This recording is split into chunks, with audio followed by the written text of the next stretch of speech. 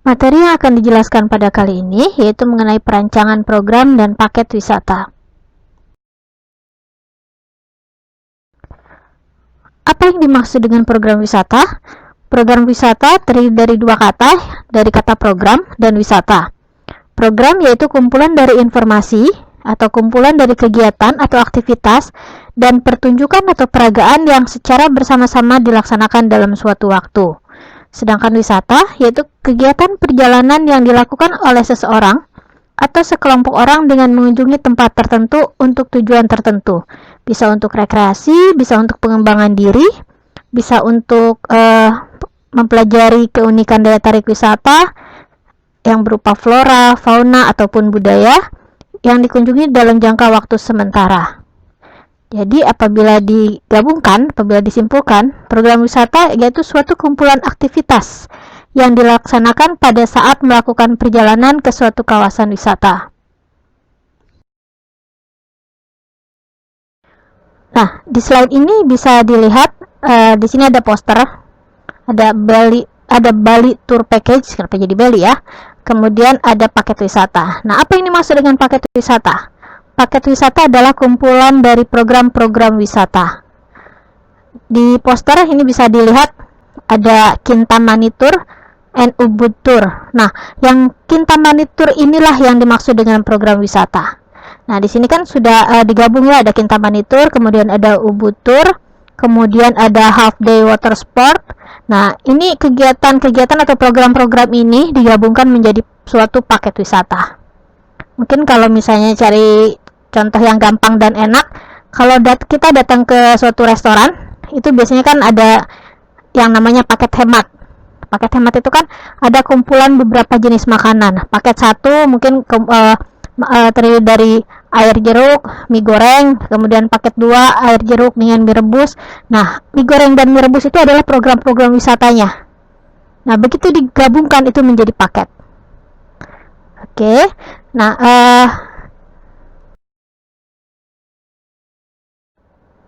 program dan paket wisata itu merupakan bagian dari tourism product atau produk wisata. Jadi hanya bagian kecil, yang lainnya masih banyak yang ditawarkan.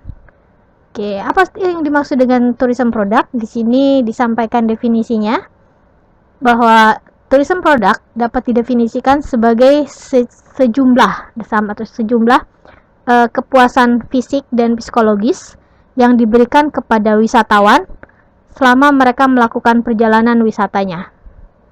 Oke, jadi di sini tujuan utama dari kita membuat program dan paket wisata tersebut adalah untuk memberikan pengalaman dan kemudian kepuasan baik fisik maupun psikologis kepada para pengunjung. Oke, sekarang kita akan membahas mengenai proses perancangan dari tourism product. Dalam hal ini kita akan merancang program dan paket wisata. Jadi untuk merancang tourism product ada 3 tahapan utama. Yang pertama yaitu perencanaan produknya. Kemudian yang kedua, membangun koordinasi dan kolaborasi dengan stakeholder lain untuk produk kita tadi. Kemudian yang ketiga, kita membangun strategi dan action plan untuk memasarkan produk kita tadi. Oke, tetapi dalam praktikum ini kita hanya akan melakukan yang pertama ini, yang perencanaan tourism product ini atau tourism program. Oke, untuk bisa merencanakan produk wisata, ada 4 hal yang harus dilakukan. Yang pertama yaitu market analysis. Ini maksudnya analisis pasar. Tapi pasar ini bukan pasar tempat belanja ya, atau mall atau pasar tradisional. Pasar yang dimaksud di sini adalah target sasaran kita, pengunjung atau konsumen yang akan kita jadikan pasar utama kita, target sasaran utama kita. Atau bisa juga kita melakukan analisis pasar secara keseluruhan. Nah, dari situ kita melihat mana yang sesuai dengan yang kita punya. Oke. Kemudian yang kedua itu adalah produk analisis. Produk analisis ini mencakup analisis sumber daya wisata. Masih ingat di slide yang yang sumber daya wisata, bahwa sumber daya wisata itu ada 5, dari attitude, akses, dan yang lain-lainnya. Bisa dilihat lagi ya. Nah, kita melakukan analisis tadi.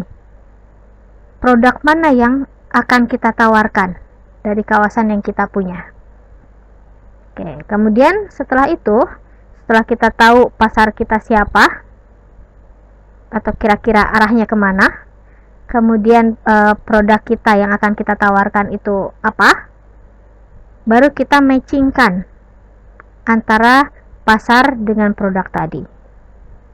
Kemarin saya sempat memberi contoh, misalnya pasar kita pada saat ini dalam masa pandemi itu mungkin tidak banyak yang melakukan perjalanan keluar. Jadi sekarang programnya lebih cenderung program wisata virtual. Nah, tapi mereka juga mungkin ingin melihat objek tertentu dari wisata virtual tadi. Mungkin mereka bosan kalau misalnya wisata virtualnya melihat museum, atau misalnya melihat tempat belanja atau tempat makan. Mungkin marketnya sekarang ingin wisata virtual tapi ke hutan.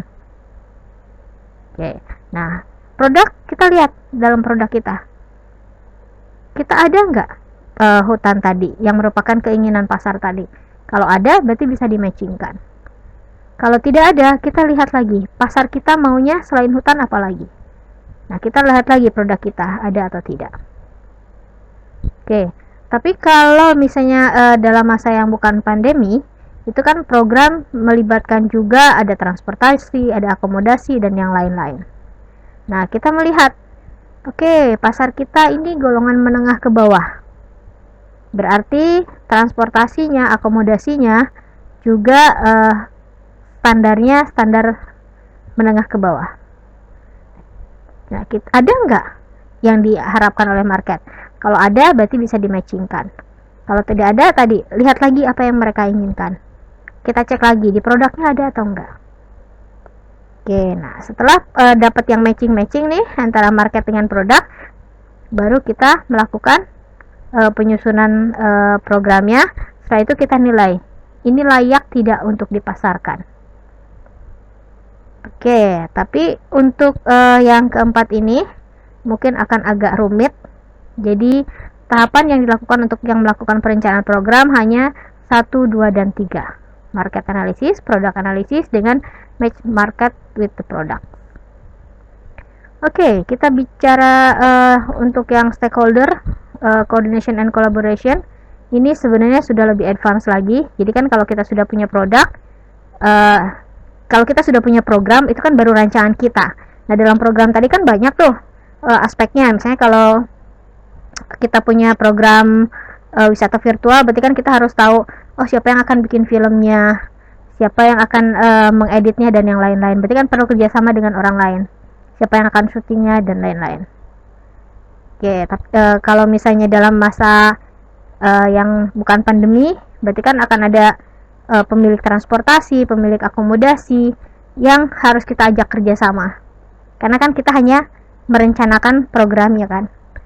Kita belum tentu memiliki semua yang dibutuhkan dalam program tadi.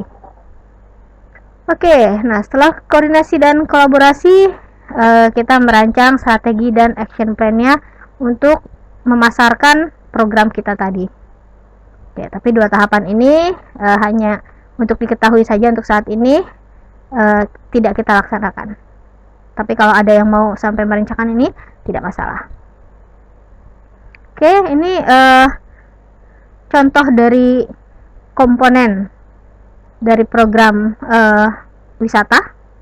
Jadi kan untuk suatu program atau suatu paket yang tadi saya sampaikan sebelumnya, perlu ada transportasi, ada akomodasi, dan yang lain-lain. Nah, ini kemudian ditentukan harganya, dilihat kisaran harganya, kemudian setelah itu dibuat dalam satu paket. Ini sudah paket, ada today all inclusive glacier tour. All inclusive itu sudah all in, sudah sekali bayar, semua sudah termasuk di situ gitu kan. Nah, kemudian programnya dipasarkan oleh tour and travel, tour agency ke konsumennya. Oke, kita kan ada di tahapan yang merencanakan yang ini, yang di atas, yang tour komponennya.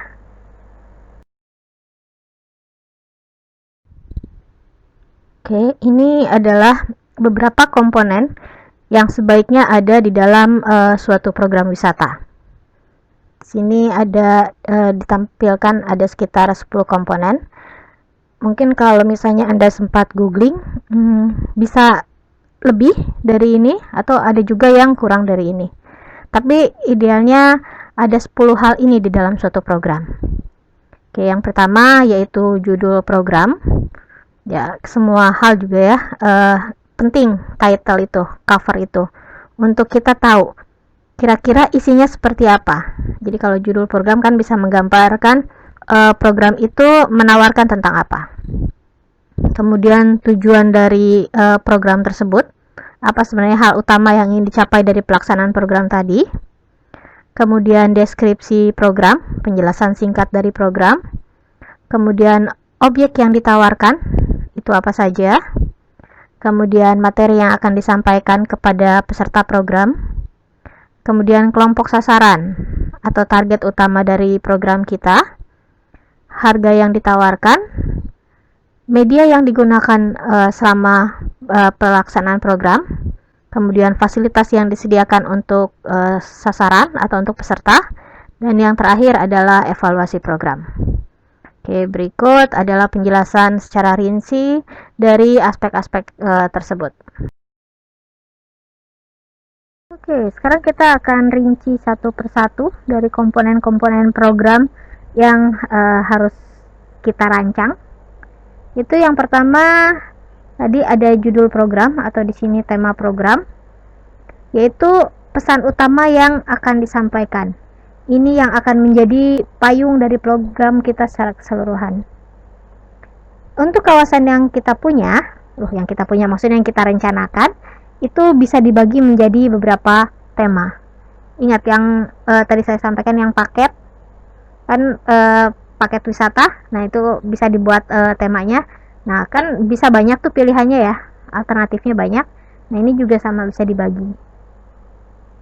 Jadi di sini ada contohnya temanya karena memang latar belakang kita kehutanan, lingkungan.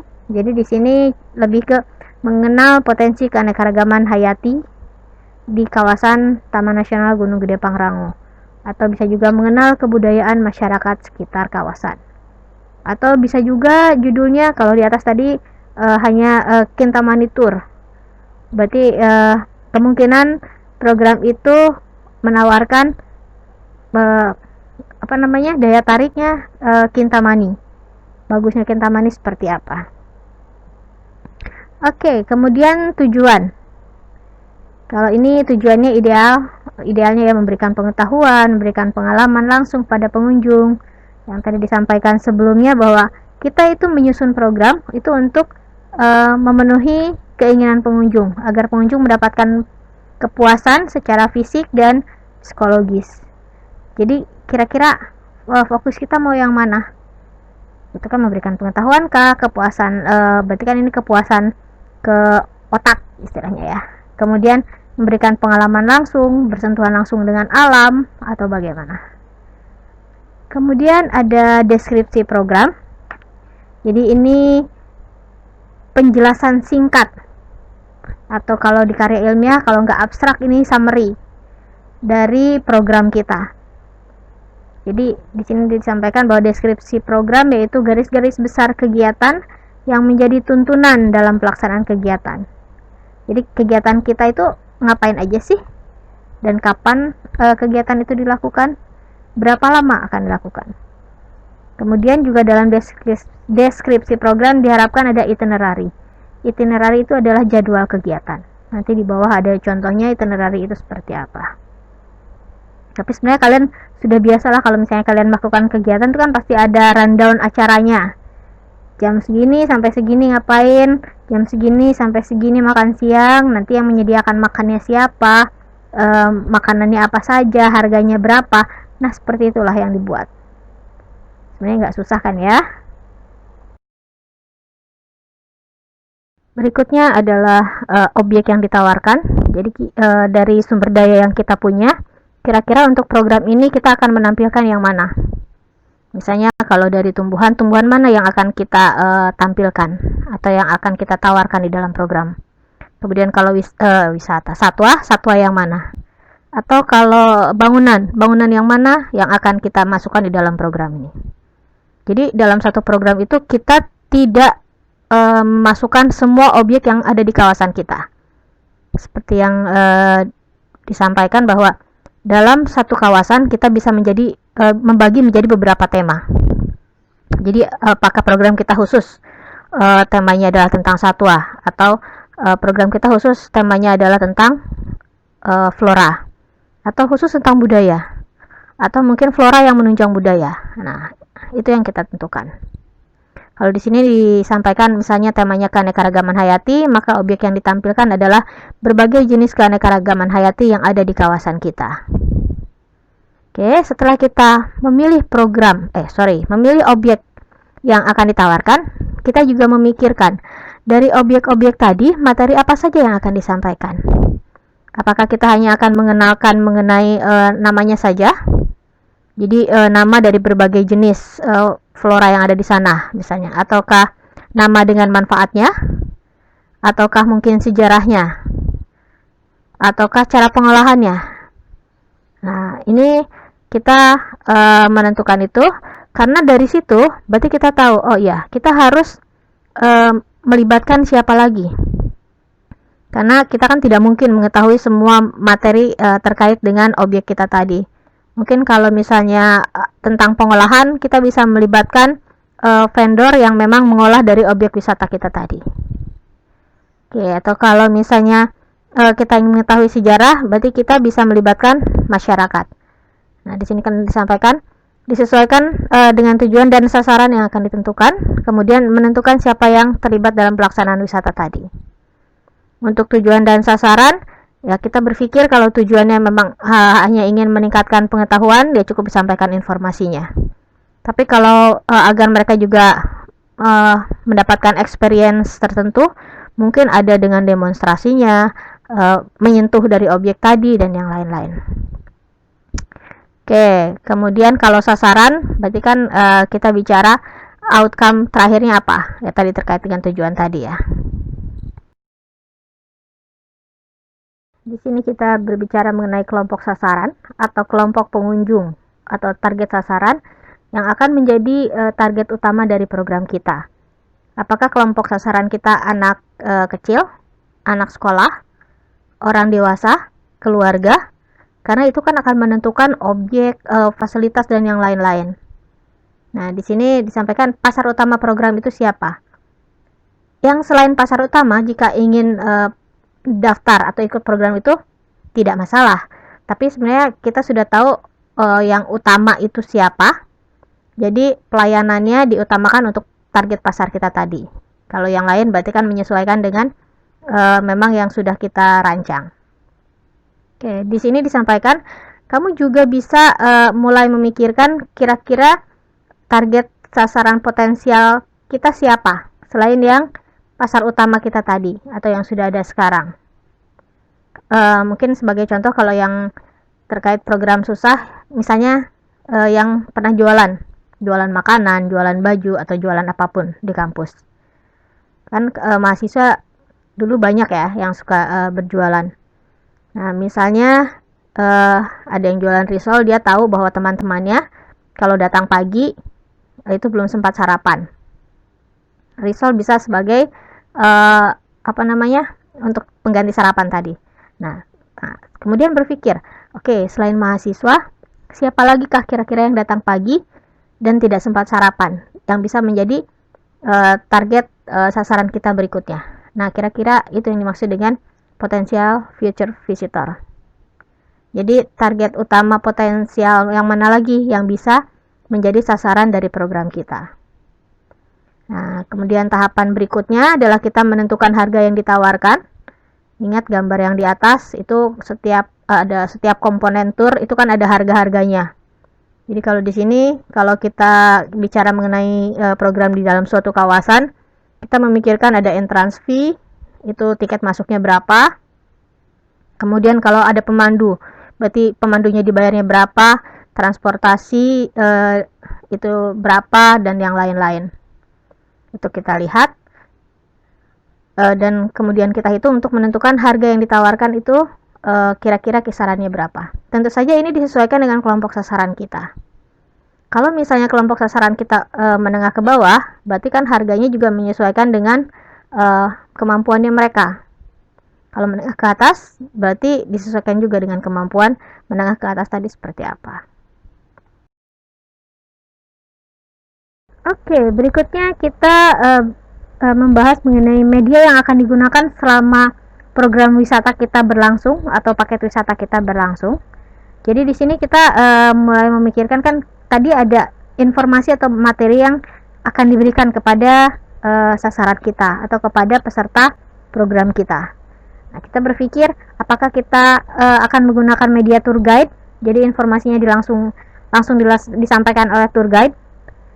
Itu yang memang sekarang umum dilakukan ya, tapi tour guide juga ada program yang tour guide-nya itu di tempat. Maksudnya di tempat itu begini. Jadi peserta program itu hanya datang ke tour and travel, di sana sudah ada transportasinya, kemudian dia diantarkan ke suatu tempat. Nah, di tempat itu ada tour guide-nya. Tapi ada juga yang memang yang sudah menemani dan menjadi tour guide itu dari awal. Jadi dia yang akan menerangkan dari awal sampai program itu selesai. Oke. Kemudian apakah kita akan menggunakan publikasi? Jadi maksudnya apakah misalnya akan disediakan brosur atau buku saku kepada para peserta program kita? Atau yang bukan yang paling umum ya, tapi misalnya yang paling banyak itu ya sudah hanya menggunakan visitor center saja. Jadi informasinya hanya ada di pusat pengunjung saja. Itu tergantung kepada program kita, sasaran kita, dan juga ingat sumber daya yang kita punya, uang yang kita punya, resource yang kita punya. Oke, kemudian setelah media yang digunakan, kita juga memikirkan fasilitas yang akan disediakan. Apakah kita akan menyediakan transportasi, akomodasi, konsumsi, dan yang lain-lain? Ataukah kita hanya menyediakan konsumsi saja, transportasi itu silakan pesertanya sendiri. Jadi program kita hanya membayar untuk konsumsi saja, misalnya, itu juga bisa. Jadi itu terserah kepada perancang program. Nah, ini yang terakhir, di atas tidak ada karena tidak banyak yang melakukan ini, tapi sebaiknya ini dilakukan kalau kita membuat program wisata, yaitu meminta evaluasi dari kegiatan program yang sudah dilaksanakan. Karena dengan evaluasi kita bisa tahu program kita itu kurangnya di mana sih, lebihnya di mana sih, gitu kan? Nah, kalau kita tahu kurangnya, berarti kan kita bisa memperbaikinya kembali. Kemudian dari evaluasi juga kita bisa tahu, program yang ini yang paling disukai, program yang sana yang paling tidak disukai. Kenapa disukai? Kenapa tidak disukai? Apa alasannya? Nah, di situ kan menjadi bahan untuk perbaikan dari perancangan program kita.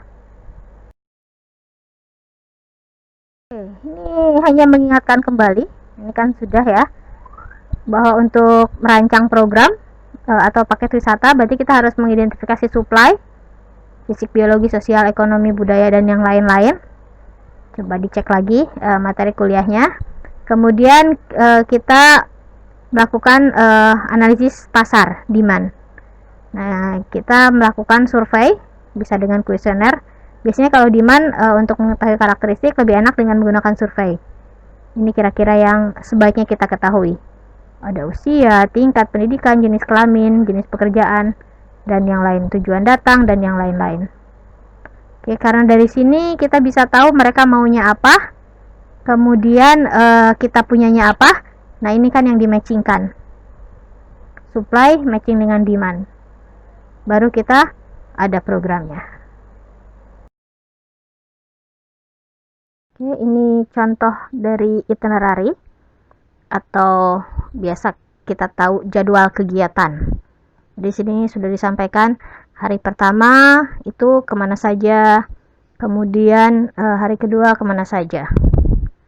Oke, dan di sini juga di itinerary sebaiknya disampaikan eh, fasilitas yang akan dipergunakan dan media yang akan disampaikan dalam setiap kegiatan, setiap jamnya itu apa saja. Jadi peserta bisa tahu mereka akan mendapatkan apa dan mereka harus mempersiapkan apa yang mungkin tidak disiapkan oleh panitia dari program wisata tadi. Ini beberapa contoh dari bentuk program wisata. Ini ada judulnya Music and Dance of Bali. Kemudian di sini disampaikan jenis-jenis tarian yang ditampilkan itu apa saja. Nah, kalau ini programnya agak lebih luas. Jadi ini program untuk festival atau kemarin yang tertarik dengan event. Ini ada festival program. Jadi apa saja, kegiatan apa saja, program apa saja yang akan ditampilkan selama festival tadi. Kalau yang ingin tahu lebih lanjut bisa dilihat di bukunya Richards di Cultural Attraction and European Tourism. Ini banyak contoh-contohnya terkait dengan program wisata, tapi terutama program wisata budaya. Oke, kita masuk ke slide terakhir. Slide terima kasih. Itu artinya materinya sudah selesai. Mudah-mudahan bisa difahami. Kalau misalnya ada yang masih bingung atau yang ingin ditanyakan, dipersilahkan.